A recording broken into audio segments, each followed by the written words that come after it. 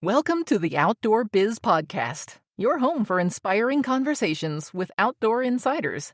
Each week, author, speaker, adventurer, and outdoor industry veteran Rick Saez talks in-depth with iconic brand founders, sales and marketing pros, product designers, and industry rising stars.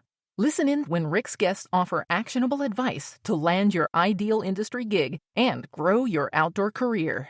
Catch us again when the conversation shifts to the hottest outdoor products, destinations, and the latest industry insights. And now, here's Rick.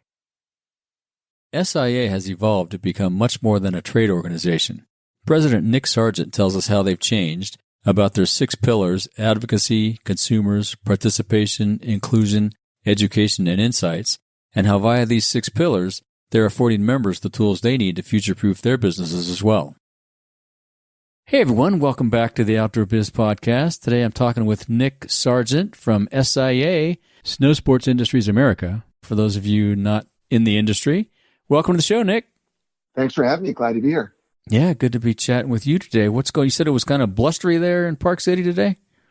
It started out sunny, it got cloudy, it got windy, it got rainy, and now it's snowing. So we are experiencing a number of seasons in an afternoon here, but we're okay with that. We like the snow, so bring it on. Exactly. I need the snow, right? We're getting the same thing here in the east side. The mountains were all socked in. The wind kicked up in the afternoon. So, yeah, but we're all good now.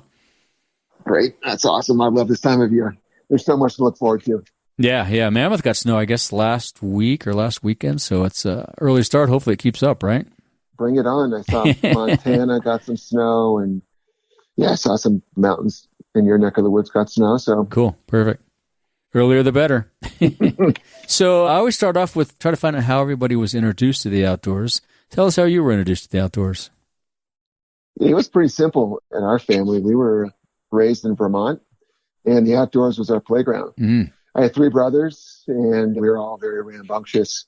So as you can imagine, and like most mothers with boys, you're instructed to get out of the house and stay out until dinner. And so we grew up outside, running around in the woods, building cabins and forts and running around farm fields and just having a ball. And I think that was before the outdoor lifestyle. Oh, right. That was just part of our life. And we loved Tom Sawyer and Huck Finn. So we were always trying to emulate, trying to find trouble.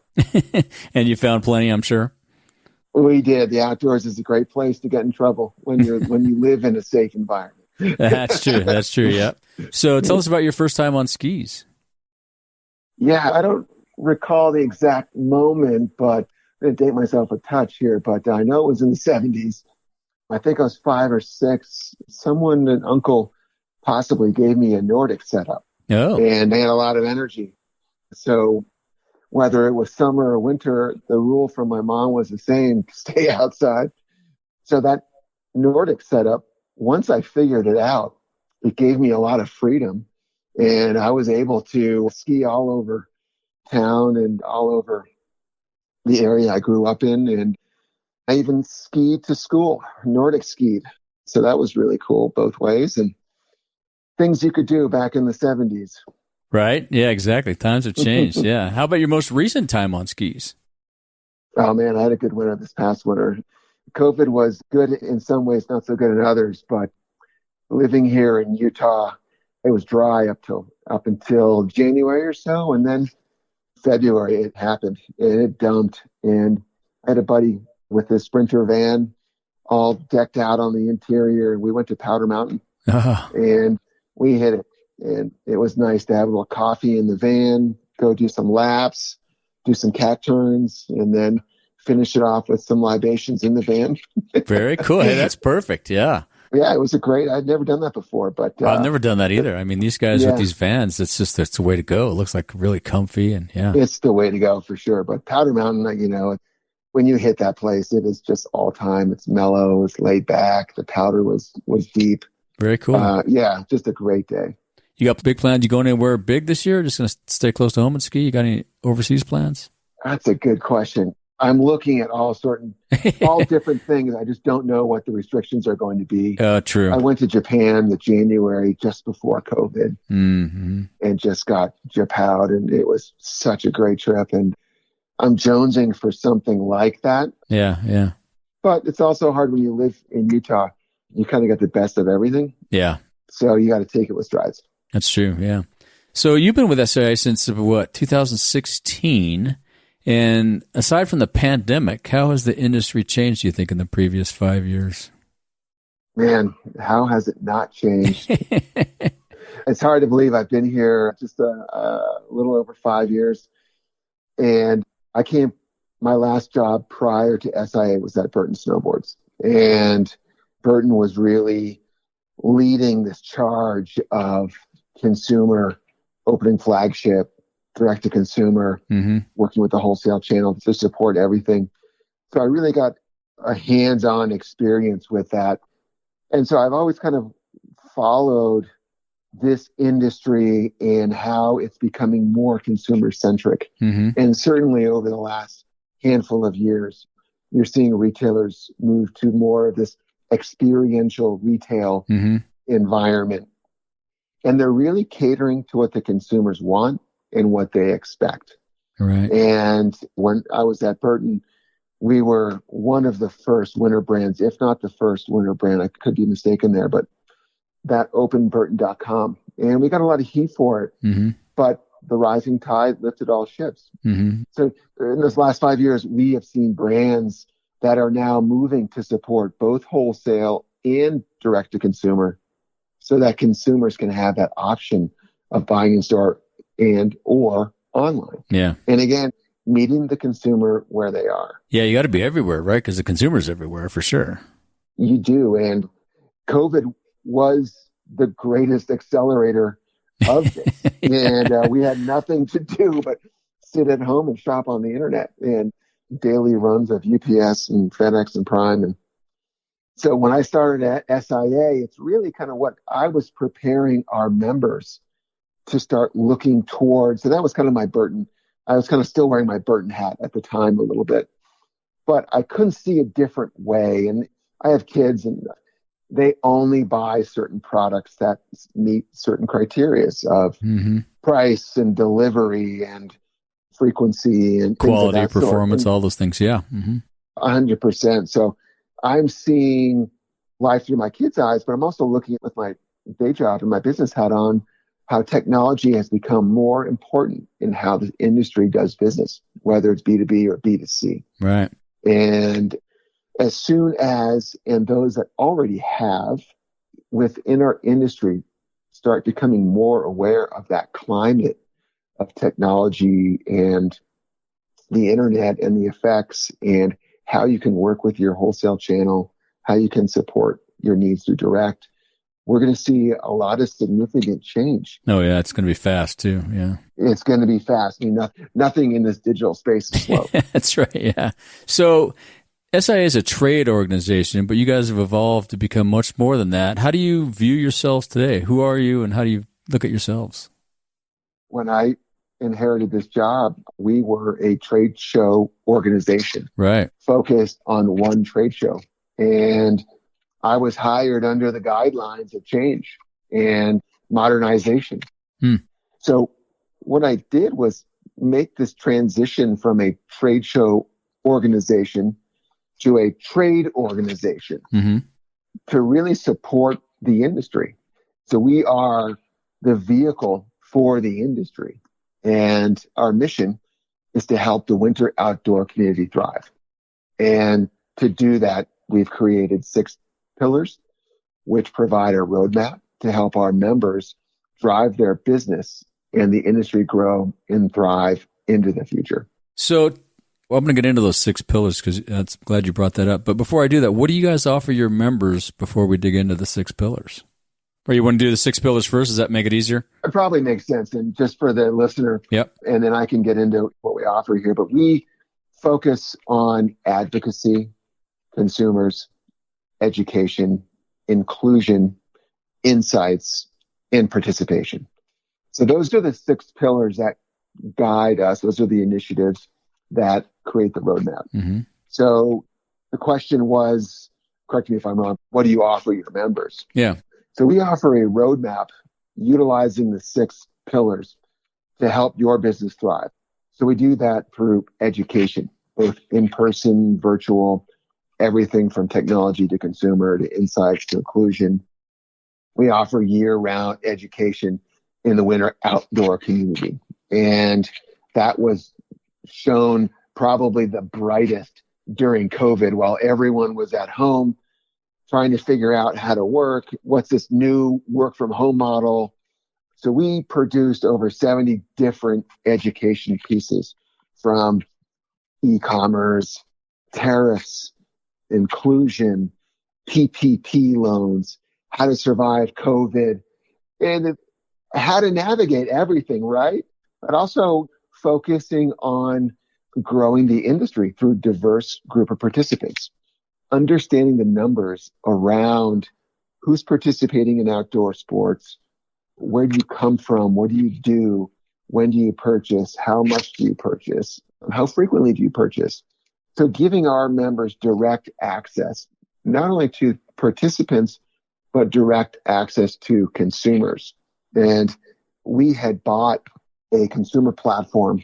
Probably the timing wasn't so good. We bought it. We closed January of 20, and then COVID hit. Big time, yeah. I think you're right. And so, but who knew, right? Who knew? And nobody knew. Yeah. So we put our plans on the back burner.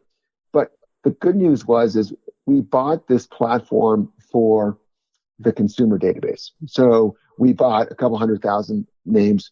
So we were able to communicate with those people. Mm-hmm. And like us who are working from home and wanting to get outside and participate, as was the consumer base. So we were able to really have direct access to that. So how did you pull off the training? Was it you video record, kind of YouTube channel or something, or how did that work? We did. A lot of Zoom calls, I'm sure. A ton of Zoom calls, a ton of panels, webinars, Facebook Live. I mean, any type of digital access, we were using it, as was everyone else.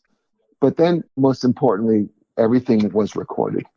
So if you're a member of SIA, you can go into the member portal on snowsports.org and you can access all of this library of content. And it was really super cool. Did you do anything in person? Probably no, right? Nothing in person. Gosh, that's a good question. I'm glad you asked that.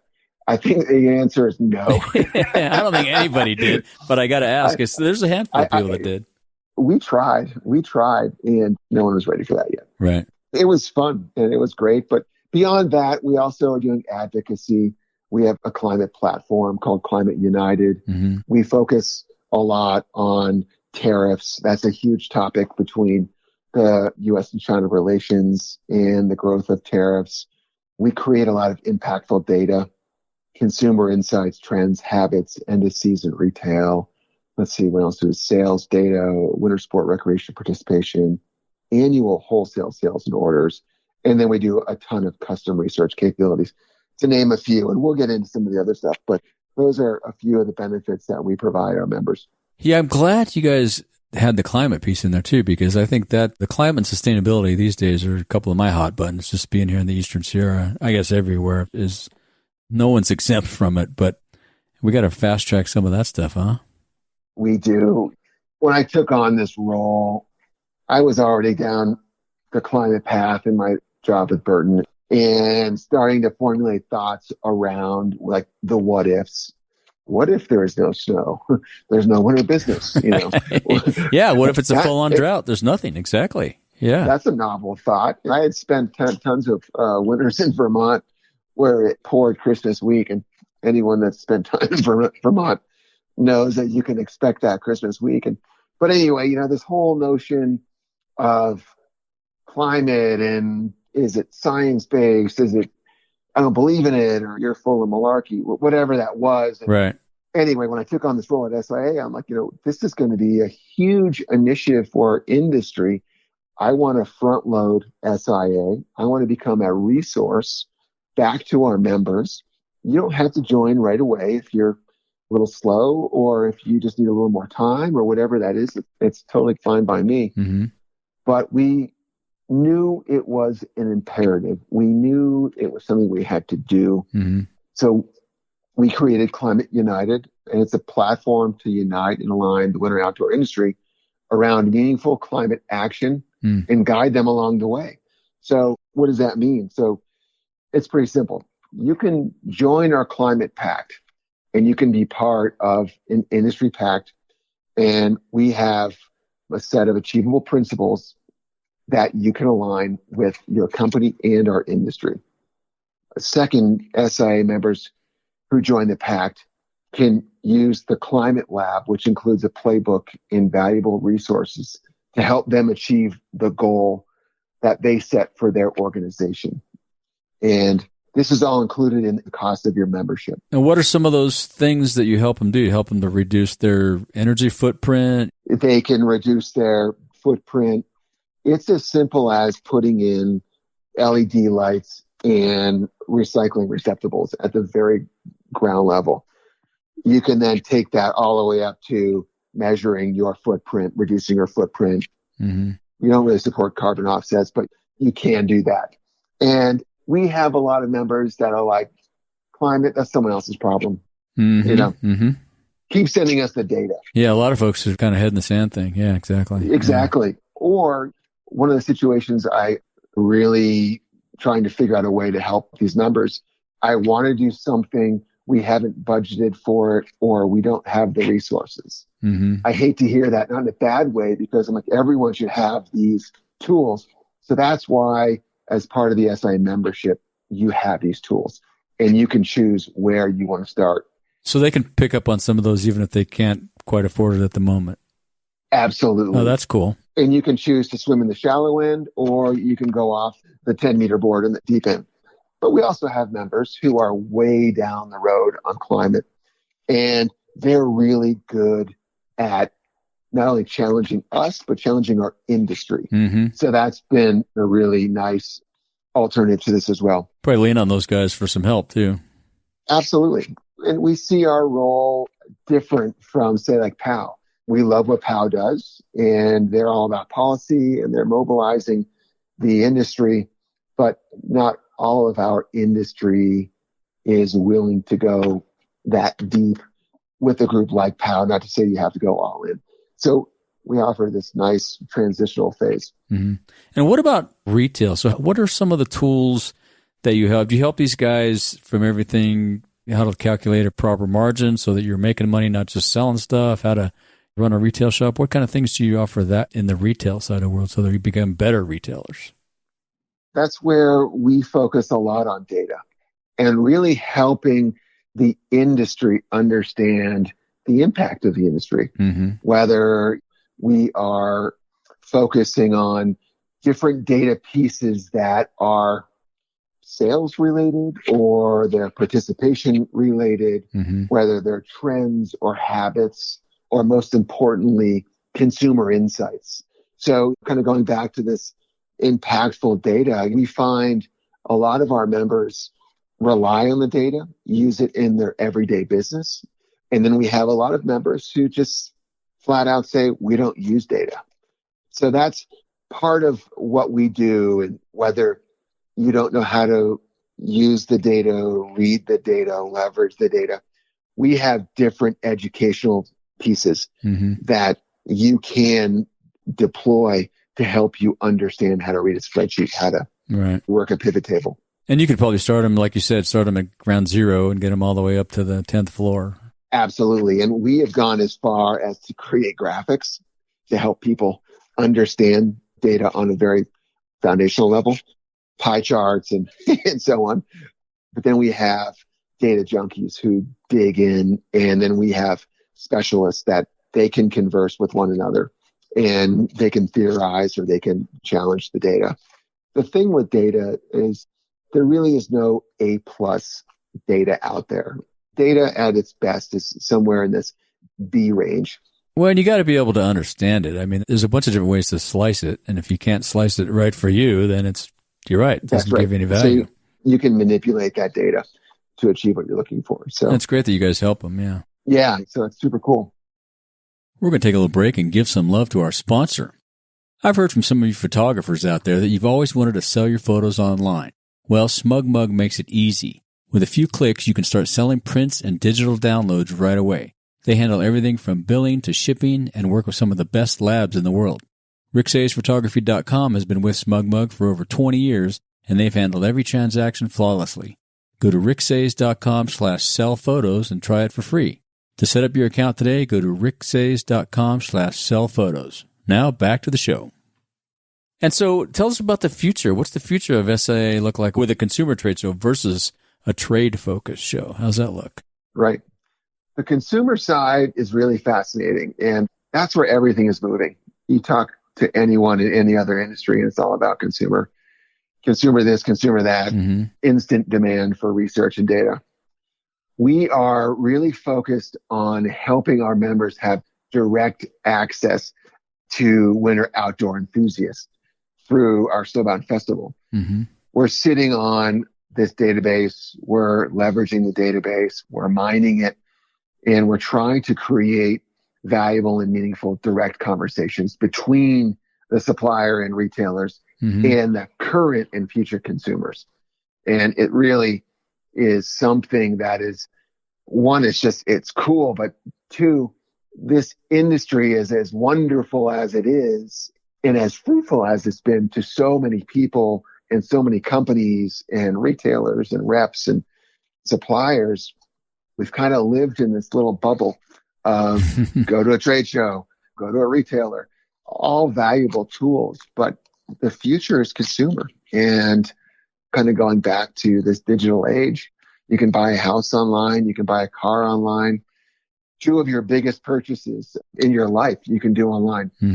So helping our members understand who that consumer is, and as I said earlier, when they buy, how much they spend, how frequent are they spending. And it's not just winter gear, it's outdoor gear.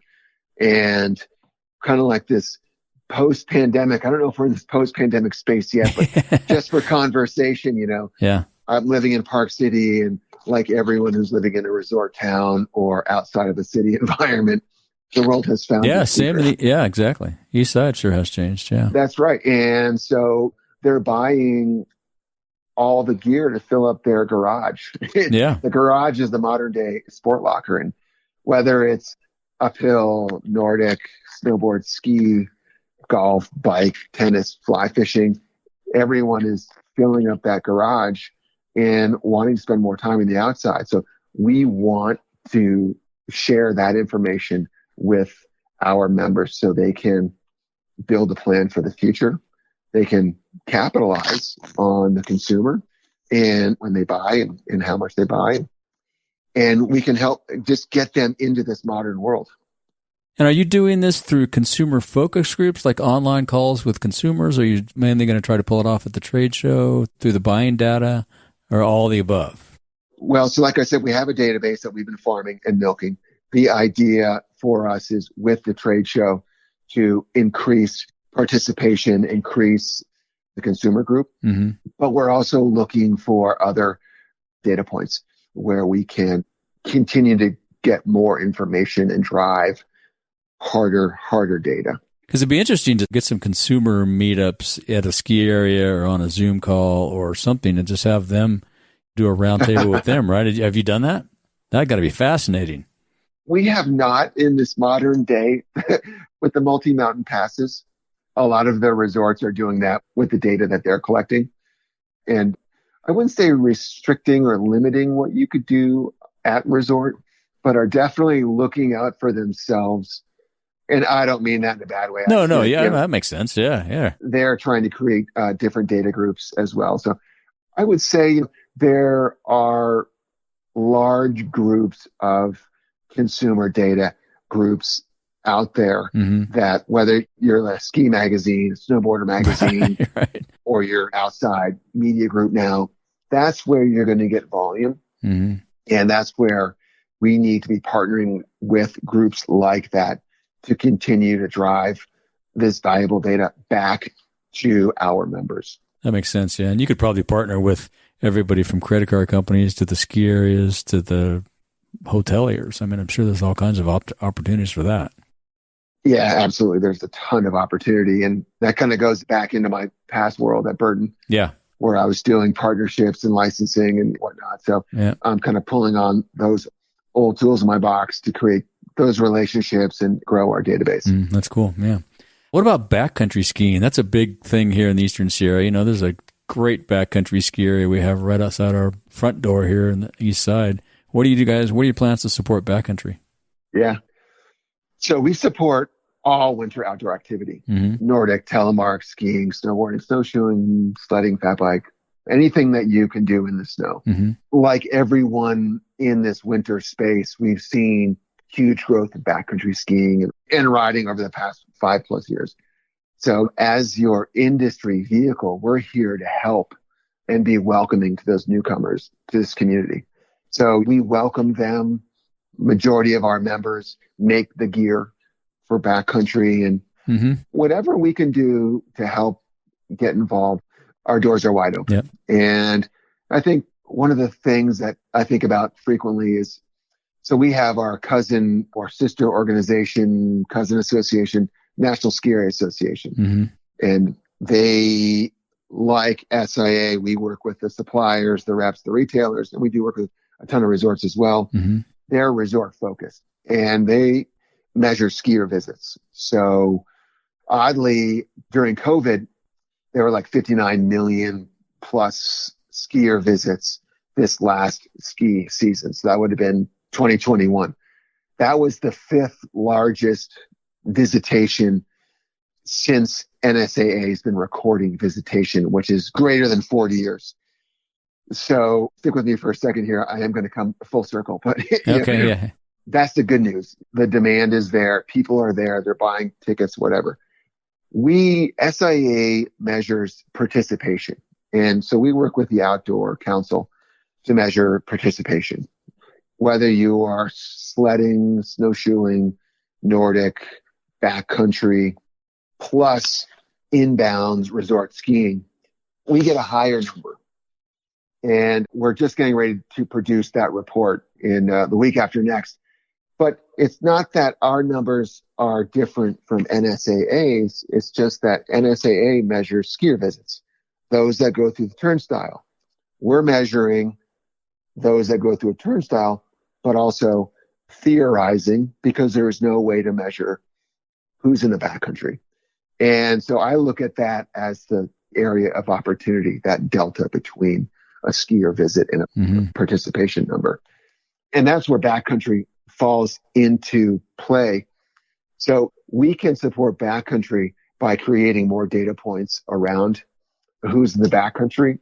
We can speak to the frequency.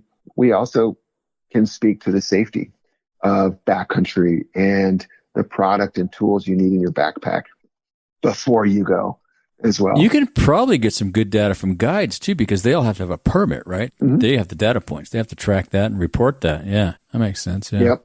So anyway, there's a huge opportunity, whether you're a backcountry guide or all guides. And we are here to continue to see growth. We want to promote it. We want to leverage it, and we want to share it. And if we're doing our job in promoting the 6 pillars and we continue to grow our industry and be more inclusive, this is only going to benefit the entire community. Yeah. And you're right on the visitation. We sure saw all the visitation here in the Eastern Sierra. I mean, I think anybody near a recreation area saw people hiking, biking, skiing, all of it. It's amazing to see people out. It's good in a lot of ways, but in some ways, like, ooh, what are all these people doing in my backyard? But oh my God, it is. One way or another, we love to get in the outdoors. We love the solace, the tranquility, the zen it brings you, or whatever it is that the outside does to you, and however it speaks to you. And I'm not here to tell anyone this is our space. Let's keep it the way it is. What's good for the goose is good for the gander. And we really have to be promoting outdoors to everyone. And again, if we're doing our jobs and we're doing it well, we can create this inclusive environment. And that's great for the local economies, the suppliers, the hotels. It runs so much deeper than just a ski area. And the guy driving the taxi to and from the airport, it impacts everything. Yeah. So let's shift gears a little bit here. Who are some of the mentors that have helped you along your career path? Oh, man. There's been a few. Yeah, I know. Let's see. If I didn't mention my dad, I'd probably kick myself. Yeah. He's kind of given me the freedom to do what I want and pursue my passions and supported me along the way, which has been really cool. I was fortunate to work at Burton Snowboards during this incredible growth of snowboarding and work directly with Jake. And I got to know Jake, and everybody knew Jake one way or another. I got to spend a lot of time with him. We both lived in the same town. It was the town I grew up in, Stowe, Vermont. So I got to spend a lot of time with him outside of work. We became friends, whether we were hiking or hiking for turns or hiking in the off season. So I got to know him at a really personal level. But then he was a hard driving, intense guy. And I really enjoyed that part of his personality. Maybe not so much when the focus was on me, but I don't think any of us like it when the focus is on us. So right? I'm really thankful having worked and coming up through the alpine side of the business, making the jump over the fence into snowboarding and getting to see and experience the culture through Jake's eyes and his vision. So I really value that time there and those that I was able to work with and meet and all the fun things that Jake provided through work and travel and play. And yeah, he had a big footprint. Yeah. He had a big footprint. So I was one of those fortunate ones that got to be on the inside there. That's very cool. So that was cool. And then I think early on in my career, there was a guy who ran Solomon back in the late 90s, early 2000s, a guy by the name of Tom Wright. And he came from Canada. And it was kind of like working for your dad, I think. He was a really good leader. He was fair. He was hard. He was challenging. And for whatever reason, when I started at Solomon, my desk was right outside of his office. And I was not his assistant, by the way. So anyway, he would get to work at 6:30. So I had it in my work ethic that I was going to get there at 6 in the morning. And I was always there when he got there. Yeah, that's smart. Yeah. And then I always left, sometimes 30 seconds or sometimes 30 minutes after he left. But I got to spend 10 or 15 minutes with him most mornings, just drinking a coffee and just kind of getting a little education around what it's like to befriend a CEO as you're a young guy working your way up. And he didn't have to do any of that, but he did. And so I really value that. So anyway. Those are good ones. Yeah. Yeah. Yeah. I'm sure there's been a lot of others. Yeah. There's been a lot of others, but I think those are the three that really jump out at me. Those are good ones. Yeah. Well, here's your turn. Do you have any suggestions or advice for folks wanting to get into the outdoor or ski biz or grow their career if they're already in? Wow. How lucky are you to have what exists today? I remember in college, there was like physical education, there was sports marketing, and then there was kinesiology because the schools did not know what to do with anyone that had interest in the outdoor space. I had a wildlife law enforcement angle too. So there was that too, right? You could go be a ranger or something. Yeah. Yeah. Or there was the outdoor club. Yeah. Yeah. You know? Yeah. But now they have full on outdoor degrees. They have master's programs. I mean, there are so many amazing jobs in this industry, and every one of us are fighting to bring in that talent and to welcome individuals into this space. Man, I couldn't be more excited for those that are just getting their feet wet and want to choose this path. It is fun. It's exciting. It's healthy. It's hard. It is a job. It is a job. It is a job. But when you do something you love and you like and you care about it, man, it just feels like you get to have fun every day. When you have fun every day, it doesn't feel like work, even the hard days. I'm very excited for people getting in this business now and the opportunities. And I always say to people, if you just follow your passion and work hard, and make really strong connections, the rest will fall into place. Yeah, a lot of people have said that. That comes up a lot, yeah. So if you were able to hang a huge banner to the entrance of one of the shows, what would it say? Welcome. Welcome to all. That's good. Yeah, I like it. Because of the work that we're doing with DEI, because of everything that's kind of fallen in place here in the last 14, 15 months or so, it's really put a microscope on our industry as being maybe not very inclusive and maybe closed. Going back to the comments around the more the merrier. We want everyone to enjoy the outdoor. SIA want to convey an inclusive message to all. And this industry is open to all. The outdoors are open to all. We want and need diversity in our world to make it a healthier place, whether it's work or play. And it's one world, one planet. Mm-hmm. It's everyone's. And man, I just would love to see an inclusive message at the entrance of a show. And that's where I kind of come back to welcome to all. Mm-hmm. No, that's a good one. That's perfect. Yeah. And do you have any daily routines to keep your sanity? You meditate, probably get a lot of exercise, walk the dog. I get a lot of exercise. I do an app exercise program most mornings, like 4 or 5 days a week, 100 push-ups, 100 sit-ups, crunches, get the blood moving, keep things looking the way I like. Toned at least, right? Toned. Yeah. Exercise is really important to me for my mind and my body. And I like that first 30 to 45 minutes in the morning just to drink coffee and kind of wake up. And I like it quiet. And I think that's my form of meditation. Yeah, same. Yeah, I do the same thing. Yeah, get up and have some coffee. Yeah, I just love that smell of coffee in the morning. Those are good. Yep, those are good. Yeah. My dailies, yeah, for sure. What's your favorite outdoor gear purchase under $100? Headlamps. Okay. Headlamps. Yeah. That's come up a lot, actually. Yeah. Oh my, it's like that one thing that I buy a lot of and never can seem to find them. Yep, they disappear easily. And you always use them all the time, even just around the house. Oh my God, whether you're fixing the toilet handle or trying to find something behind the couch.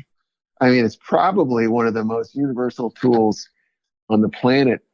The one thing I just can't figure out, and it kind of drives me bonkers, where they go. Well, when you figure that out, let me know, will you? I know, and I try to put them in like the most obvious places, in the mudroom, on the coat rack, yeah, in the junk drawer. But you either can't find them or the batteries are always dead. Mm-hmm. Yeah, the batteries I get, but it's like, how do I lose that thing? I know. I love the headlamps. So those are my favorites. That's awesome. Yeah. As we go to wrap here, is there anything else you want to ask or say of our listeners? Oh man, I would just say in closing, I think of this kind of COVID world. I think of inclusion, participation, climate. These things aren't going away. I mean, this is what I tell my team and our members, like, this work is in perpetuity. For those that don't know what that means, it's forever. Forever. Yeah. It's not changing. I really want this audience. I want our industry. I want our community. I want us to keep this momentum. I want to keep it moving forward.